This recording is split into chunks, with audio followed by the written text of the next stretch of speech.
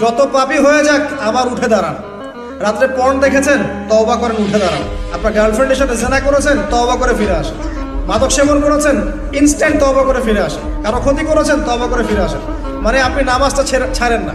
মানুষ আল্লাহর পথে চলতে গেলে সবসময় একই গতিতে চলতে পারে না। আল ঈমান ইয়াজিদু ফিত তাআ ওয়া ইয়ানকুসু ফিল মাসিয়া। বলা হয় ঈমান হচ্ছে আনুগত্য বৃদ্ধি পায় আর আল্লাহর অবাধ্যতায় কমে যায়। আল্লাহর পথে চলতে গেলে হোঁচট খায় মানুষ। অনেক সময় দেখা যায় যে খুব ভালো আমল করছি, মনে হচ্ছে আমি খুব ভালো লেভেলে আছি, ঠিক ওই সময় দেখবেন একটা ভুল হয়ে গেছে। এটা হয় না? বাসলিপ করে না মাঝে মাঝে? ওই সময় আবার উঠে দাঁড়াবেন, আবার তওবা করে ফিরে আসেন, ওযু করে ফিরে আসেন, আবার জায়নামাজে মুসল্লায় দাঁড়ান, সালাত করেন। সালাত ছাড়েন না ইনশাআল্লাহ। কারণ নবী সাল্লাল্লাহু আলাইহি ওয়াসাল্লাম বলেছেন, লা তাতরুকান্নাস সালাহ ইয়া মুআজ, হে মুআজ রাদিয়াল্লাহু আনহু, কখনোই সালাত ছেড়ে দিও না। লা তাতরুকান্নাস সালাতাল মাকতুবাতা মুতাআম্মিদান।